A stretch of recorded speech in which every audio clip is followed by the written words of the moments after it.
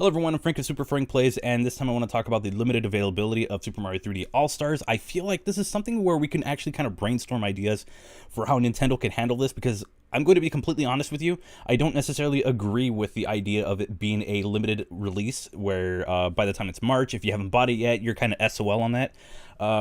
Because there's always that person out there, and I know this might, for those who have already pre-ordered it, who are going to own it, or who have it preloaded on their system, this is not going to apply to you. However, this is going to apply to that person out there who might not be interested in it yet, but maybe about a year later would be interested in this game. So let's get into this kind of discussion right now. Real quick before the video gets underway, if you do want to see me stream, I stream up to 3 times a week on twitch.tv/superfrankplays, links in the description. So let's get on with the video. I have maybe 1 or 2 solutions to this, and they both require the digital version to no longer be a limited release, because that's going to be very helpful. So one of the solutions is that current version that we have that's going to be releasing on Friday, continue to run that after March, but when March comes along, release a special edition that has like extra features, or has like some kind of like a booklet or something, or a CD or something, and some variant art. Because yes, I think it's really dumb that this is a limited release,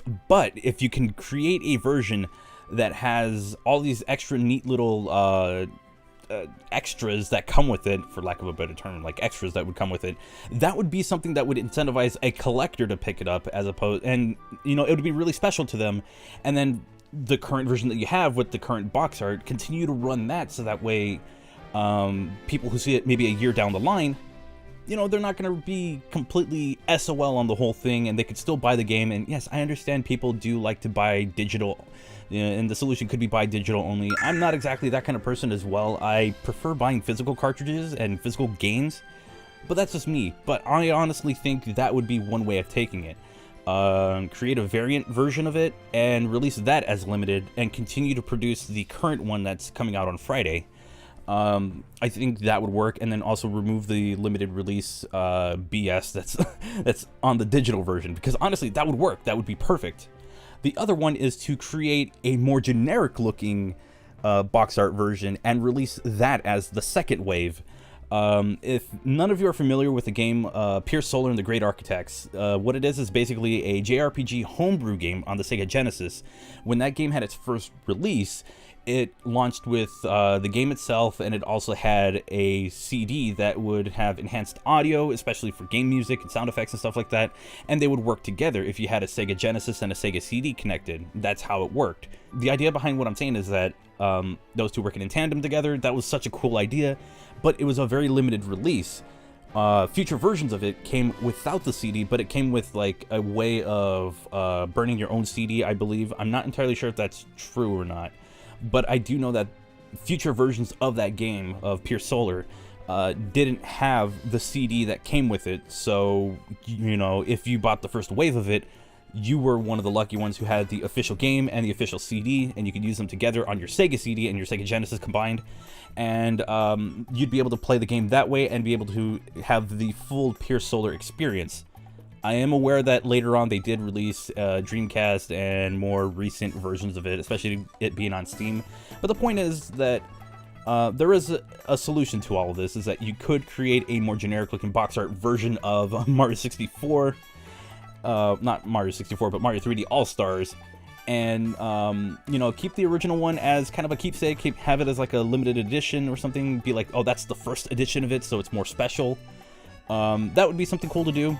It could either be done, you know, just do like a different version of it that's more generic, either as soon as they sell out. Actually, I think they're already sold out, or when March comes along, so that way people who want a physical copy of it and don't want to deal with, you know, the fact that they're sold out and have to overpay some jackass who decides to just upsell the damn thing and put it for like 90 to 100 bucks, or maybe a couple $100s. You know, people who don't want to do that but want a physical copy of the 3D All-Stars, you know, that's an option. Another thing is just do another print of it. I mean, it happened with Super Mario All-Stars 25th anniversary, which, if anybody doesn't remember that, that was just basically a ROM on a Nintendo Wii disc. And I really mean it was just a ROM on a Wii disc. When you go into the menu, it will have the Super Nintendo controller instead of like a Wii Classic controller or something like that. And people were really pissed about that collection. Honestly, like, it was not a good version of Mario All-Stars, but it was a kind of a cool item to own because it came with a CD, and I don't remember what else it came with. However, they did reprint it. They did a second run of it, and that is a more common version to find. And it just came with the game disc itself. So that is another option, you know, just run it with something, or just run it with a different bit of art that's more common to find, you know? It's going to make the original release more sought after, but it's one of those that if you don't have it, this other release is not a bad option as well. It's just as viable. It just doesn't have the original box art that's coming out with the one that's on Friday.